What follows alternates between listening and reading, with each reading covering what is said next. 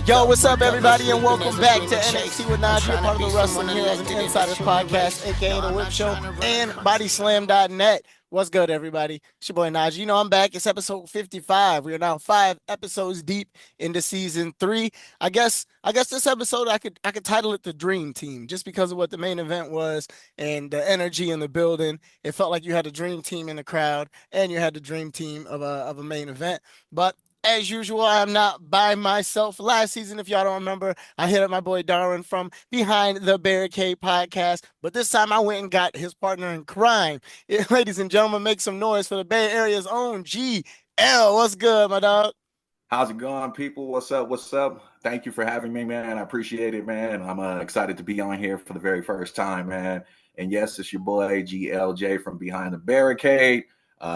Me and Darren, like he just said, we started this podcast, man, all about the fans' perspective, right? We always go through kind of the emotions of being happy, sad, frustrated, whatever with wrestling, man. So we wanted to start a little podcast, man, Behind the Barricade, so you kind of get our view of everything, man. So you can check us out on Spotify. You can check us out on Instagram. We're on YouTube, mainly on IG and Spotify. We're trying to get that YouTube popping hopefully soon. And yeah, I'm excited to be here. Excited to talk about some good old wrestling. That's right. We're gonna talk about some wrestling, some NXT Tuesday wrestling to be specific. But thank you so much for being here, brother. It's awesome to have our times kind of work out. You all the way on the West Coast, I'm all the way over here in Florida, so I'm happy we can make it happen, brother. But all right, man. Match number 1. We're gonna hop right into it. Match number 1. We had one that kind of caught me by surprise because I kind of thought it'd be the end of the show, but it was Nia Jax versus Lash Legend. Now the match was amazing. That was good opening. Good opening. Amazing opening. Crazy. Had the crowd going crazy. I don't know if you guys saw the footage again. The crowd was going crazy before the show. My old ass somehow ended up in a dance battle with my buddy that's even older than me, but I don't know why, but we had a good time. But long story short, the energy was crazy for this match. Lash is ready. If I'm saying, I don't know if you wanted me to say, man, because we talk about the main roster a lot, and I was gonna say there's a lot of people I feel like gonna get caught up, NaJee, a lot, and Lash is one of them, man. If she doesn't stay down there to win a championship, then I can see her being called up. But the match was great, man. You had two dominant forces going against each other. One a giant, one who's big in herself, and I think my favorite thing, man, is always like the buildup of the body slam, which was going on through the whole match. They even had the announcer table spot, which was pretty cool. And for me, man, it just showed that Lash can hang. She can hang. She's ready. And I was happy to see also Nia just come down, man, and get a little run. She's always, I mean, I feel like they've kind of been having her in catering, missing or just eating pins. So it was nice to see her go against the young talent, man, and help them out. So, and it was good in this match because like they did a good job of still keeping Nia strong. Like they made Lash look like an absolute beast, even though she ends up taking the L. They did a very good job of balancing out both of these superpowers to the point to where Lash looks like a believable women's championship contender after putting on that match with Nia. And man, the way that match ended was awesome. Lash tried to go for a powerbomb, bro. Lash tried to go for a powerbomb off the top rope with Nia on her. Nia immediately reversed into an annihilator and then climbed back up and did it a second time. And did it. Beautiful. Dog, that was fine. It was amazing. I wasn't expecting for the second one, man. And when she did the first, she went up on the top rope. I was like, "Oh yeah, it's over. It's over." And so we got Nia Jax walking away with the victory here. Now, like you said, you believe the Lash is one of those people going up. Do you think when she goes up that she falls into like a title picture maybe very quickly? You could say like United States, Intercontinental. I think that'd be perfect for her. I'm trying to see, man. I was actually thinking maybe her going on Raw instead of SmackDown. Probably getting in the Intercontinental scene. If not, I mean, you know, they took away the tag team, man. I would have said it would have been nice for her and Miss Jackson to go up as a tag team because they need help in that division. But as far as I know, Netflix wants Trick. And if wherever Trick is going, I think that's where Lash is going to go. So I think you might have hit it right on the head with Monday Night Raw. Because you remember last year when they were doing the advertisement for the Netflix thing, they had Trick in the advertisement. Yep. And it had everybody very confused. But like, I think that's the way it's going to go. I think Lash Legend's going to end up going to Monday Night Raw along with Trick Williams.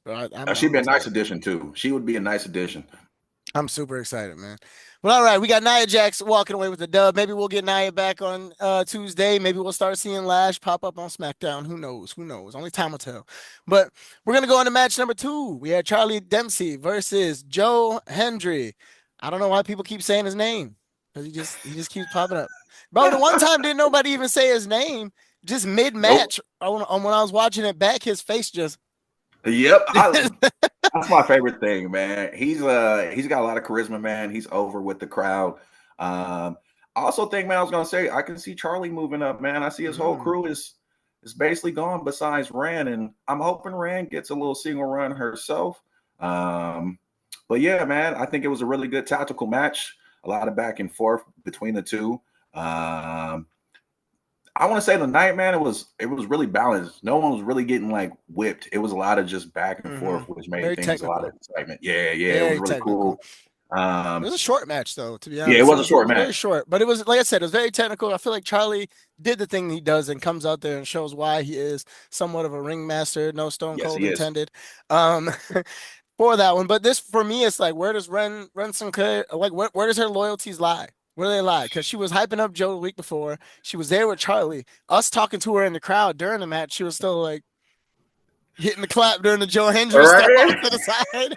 You know how they do like the "We Will Rock You" clap, Yeah. the stomp, bro. Ren was sitting there off to the side, still hitting the clap, just kind of looking like, "I hope nobody's watching me." But, but yeah. So Joe Hendry ends up winning this match, which I think was very expected. I I'm personally still trying to figure out the believable part of Joe Hendry. I do understand what everybody else sees, but I myself, I'm still I working feel on it. you. I'm still working on I'm not like the biggest fan, but I'm not a hater or anything like that. Like I said, I do like his whole little say his it. name Yeah. and he appears. But I can see why people like him, man. He's got a lot of charisma, and my boy Darn think he's gonna be champion, but on the NXT side. Yeah, I So can see that happening too, but I think that'll happen after Trick and Oba and all of them are yeah, gone. yeah, I oh think yeah, definitely. he'll be the new face for Javon to beef with, hopefully, because there's no doubt in my mind Javon's the next I one up. can't wait to talk about the young OG. Yeah. But all right, we're gonna jump into match number 3 now, which is Fatal Influence. Fallon Henley and JC Jane against Lola Vice and Kalani Jordan. This is good. This is a really good match. You got the champ and her sidekicks. I hate to say sidekicks, no disrespect, Fallon, We but call they them the look Mean strong. Girls. Yeah, the mean girls. They look strong. They look strong. Yes, they are. They dominated. They Yes, dominated they do. pretty much in that match a lot against Kalani. And they made, man, I'm just gonna skip right to the end of this just because that back fist by Lola Vice was insane. Like when I say that full force hit JC, that full force smacked JC in the mouth. We, That whole we sequence was amazing. yeah, bro. She came in at about 62 high kicks to everybody's abdomen. Bro, she was on fire. It was incredible. But that's what I love about Lola, man. They definitely need that. They need that element, man. They don't, and the women's side, they don't have everybody's gone. Shayna's gone, Ronda's gone. They don't have any Yeah. MMA. They need somebody. She's enough. I know you're gonna be like, dude, everybody getting called up, Yeah. but Oh yeah, she was the main one that we heard about like 2 or 3 months ago, yeah, like the she's one first I could one. definitely see getting called up. I can see her going to SmackDown for sure and feuding right with Julia if she's still champion Yeah, or by Zelina the time she Vega. gets up there. I Yeah. would like to see Zelina and Lola. That'd be fun.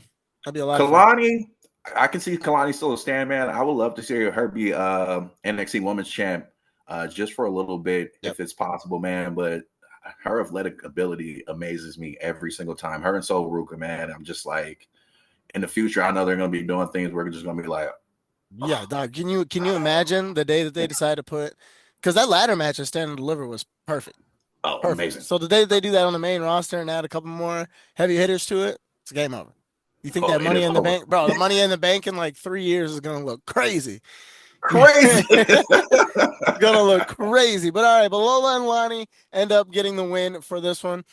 Which is awesome because Lola pinned JC. So watch out. Maybe Lola might get the run before the draft. can If I that can if I that even happens. can I give a shout out to JC, man? Yeah, A for sure. couple of weeks ago on my own show, man, I was calling her number two. I just had this feeling, man, that she was never kind of standing out in the groups. And kind of recently, I had this feeling that Fallon was gonna jump in front of her, man, because I see star potential in Fallon a lot. But shout out to JC, man. She proved me wrong completely. She's been consistent. She's been doing her thing. She won the TNA championship. Yeah. I see it. She got the ball. She's running with it.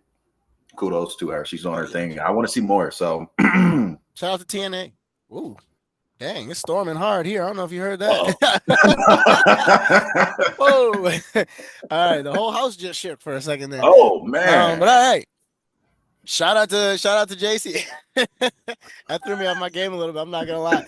But I feel like Kalani should be in an NXT title picture, like you said. I think Lola eventually should get that title. I wouldn't even mind Lola getting it first and then having Kalani maybe pull the upset and get it, because that would be technically considered an upset. But we're going to move on from this one and head right into match number 4, which kind of surprised us in the crowd a little bit. Alba Fire versus Kendall Gray.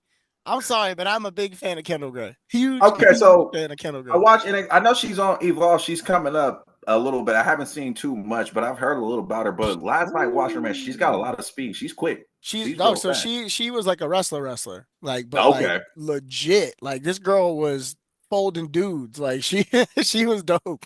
Like, at all levels. Like, at all levels, she was dominant. So, like, to see her take, bro, to see her take that level of wrestling and then combine it with this level of wrestling and do it as smoothly as she is, dog, it's amazing. Her ankle pick skills are out of this league. But man, it's dope to see her also just on the main show, because she's been killing it at Evolve. She was on Level Up for a hot second. We met her when she sat in the Chase U section, so that's why we're very familiar with her. But it's also nice to see the Secret Harvest back. To be honest here. But where was Chelsea? The whole entire match, we were yelling at Piper, going, "Hey, who's watching Chelsea? You guys have one job." Hopefully, she's not in the NXT parking lot or it's over. And she's back chilling with Ethan Page. Yeah, and he ain't safe either.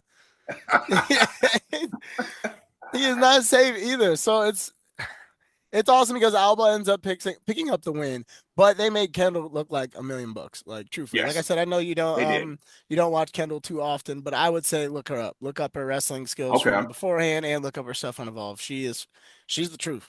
Like, that's a style. That's a style of wrestling that I don't think we've seen come out of anybody in a while. But all right, we're gonna move on now to the final match. Final match here. This one, I called this episode the Dream Team because this team is a dream team. You put these 4 up against anybody, it's a problem. If we could have, I wish Moose was part of NXT, because if he was, there's our War Game team right there. We just need one more person. And boom, there it is. But all right, but you got Javon Evans, you got Moose, you got Oba Femi, and you got Trick Williams against all 4 members of Dark State. Finally, all 4 of them get to wrestle in one match, which is nice. Unreal. This match was crazy. It was all over the place. Every single person got a chance to shine. I thought Cutler was legitimately gonna punch Javon in the face after that chop. I'm not gonna lie. that man deserved a raise for how professional he stayed in that moment, because you see it in his eyes. How do you feel about this team before we get into what ended up happening at the end of the match? So it's funny because you've been saying you're calling this episode the Dream Team, and in my notes I have them as the Dream Team because I didn't know what to call them. I'm like, you got Oba, you got Javon, you got Trick, and you got Moose all on one team. Ain't nobody beating them. That's the first in your mind. Ain't nobody beating. Something's got to happen for this for the other team to get a win here. Man, they did a pretty good job, kind of with their cohesion, right? Until we'll get to the end. What I did like, man, too, was the showcase of Dark State too, and them working together, and then kind of working on whoever was in the ring. But it wasn't like they were beaten down, right? The Dream, because you can't make it seem like they beaten down the Dream Team. So they were able to get their hot tag in and kind of move forward. So I like that pace of the action. That was really nice, man. And then I love the spot when they threw Trick over the ropes. Yeah, whoa. So like, it makes me want to bring up the end of the match now. So eventually the numbers game takes over, and they did it very smooth. Like, they never really let all 4 of them be together at the same time. They always made sure they had the advantage. No matter who was in the ring, they always had the advantage. And the end of it was surprising to some, but not to most, because we all kind of in the back of our mind think that Trick Williams has something to do with Dark State. Now, at the end of this match, Trick slides out of the ring while his team is getting jumped by Dark State, and he just watches.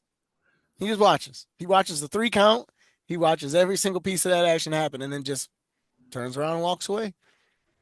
So what do you think? You think Trick is behind Dark State, even though he I do, keeps man. denying?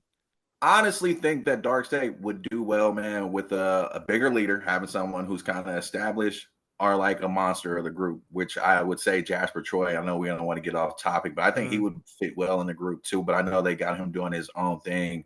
And he looked good against Saints too a couple of weeks. So, but I think Trick would be good, man, because I feel like Dark State, man, they got something, but they're just not over completely yet. And the promos, you know, we can talk about promos, but Cutler, you know, he's wild styling out here. That's what we kept yelling during the match. And Javon turned around and looked at us crazy. We said, yo, whatever you do, stay away from that man's thumb.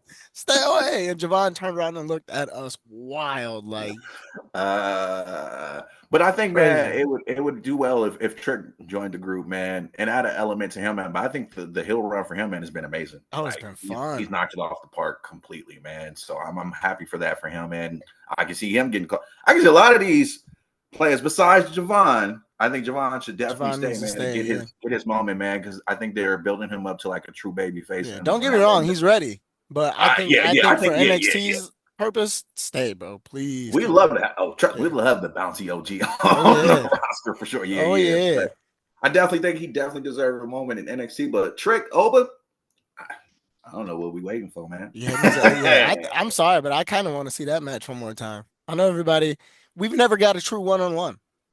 Never. It's always been a triple threat, fatal four-way, somebody else involved. We have never actually gotten Trick versus Oba by It himself. seems like they might be building to it. Yeah, Seems like it. I mean, Trick is comfortable. You almost Yeah. like not almost like to think about it. If you don't call up Trick now, I don't even think that's terrible. Do you think Because Trick is comfortable. they're holding because of the TNA thing? I heard that they wanted to use him for that for a while. Do you think? And it's going pretty well. That's You what I see think. that I think going? they needed somebody to be the face comfortably. Like I know I keep saying the word comfortable, but like that's really the best way to describe Trick Williams and this run that he's on. Comfortable. Mhm. Like, TNA doing it in his sleep. At NXT, he's been doing that in his sleep. So I don't know, man. Sky's the limit. But I definitely would like to see Trick beat Oba and have both titles to be like I am actually him because he is. Yes, he is. He Yes, he is. is. He Yes, is. he is. He is, bro. At the end of the He's day, his elevating all aspects of the game, man, from the in ring to everything, man. So I love to see it, man. he's a good He's one of dude, my man. favorite, man. And when he turned back babyface, It's a wrap, dog. Every it's single a, SmackDown, every Raw, wherever he is at, you it's whoop gonna that Trick it's 20,000 gonna every be time. It's gonna be something special, and I can't wait. When him and dog, we've been saying this for a while now, like some other guests on the show, but we would really like to see Mello and Trick get back together. Oh, Like, I was hoping. So I had a thing, man. I was like, I thought he might get caught up way earlier before the TNA thing, and I was telling Darn, I was like, man, him and Mello both heel on SmackDown tag team. Money right there. But it yeah, seems like Mello might be going for a face babyface. change, Yeah, I think it's happening which soon that is they put him back with Miz, but. Yeah, yeah. but we got a little off topic there though. But long story short, Trick William has a lot going on. A lot going on. So there's a lot to talk about with him. But we'll save that one for another time. But that basically wraps it up for the matches for this week's NXT, the Dream Team edition. Man, I still can't get over just the energy the last 2 weeks of the crowd. Everything's been unreal, incredible. They've been knocking it out the park with this writing. Shout out to Russo. Um, but Doug, this is the time now in the episode where I get to ask my guests 3 questions. Everybody should already know what the first one is by now, of course, because it's my go-to question. I love to hear somebody's origin story. What is your personal favorite WrestleMania moment? My personal it's gonna have to be WrestleMania 31 up in here in Santa Clara, man. I actually got to go.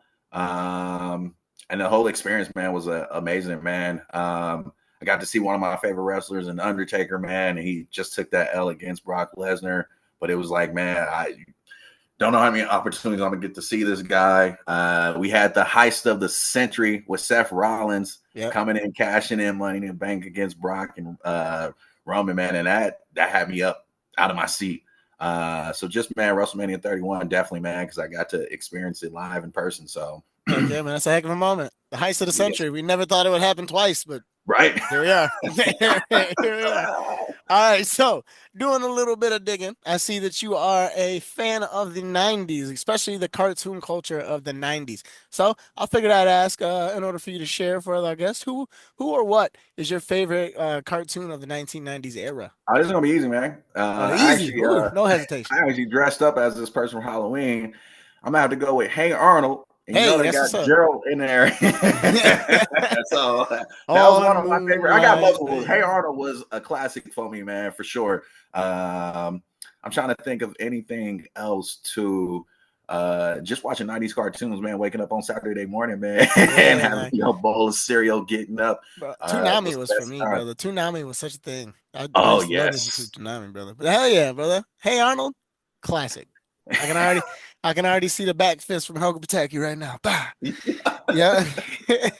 All right. Last question. Last question. So, like I said earlier, you are from the Bay Area, which is a lovely area. I got to spend some time out there, working at the special needs camp that we both actually worked at two separate times, but we both worked there for a little bit at VOS.